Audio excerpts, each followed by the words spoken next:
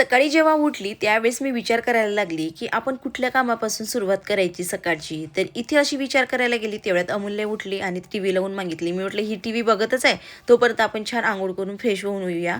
आणि तिथेच मग मी कपडे भिजू घालायला घेतले. कारण कपडे भिजले ना, की लगेच पटकन असे निघून जातात. नाहीतर खूप टाईम लावतं त्यामधला मळ निघायला.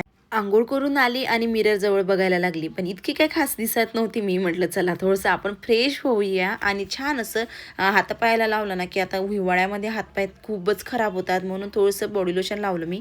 आणि त्यानंतर ना इथे अमूल्य बघते तर तेवढ्यात इतका पसारा करून ठेवला होता तिने, की कायच सांगायचं.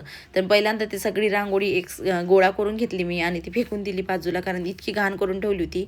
पूजा करून घेतली आणि सगळं आवरून झालं होतं माझं. तर म्हणून म्हटलं चला बाहेर जायचं आहे आम्हाला, थोडं काम आहेत आमचं. तर म्हणून मी यांची वाट बघायला लागली. हे काही आले नाही. अमूल्यासुद्धा रेडी होती.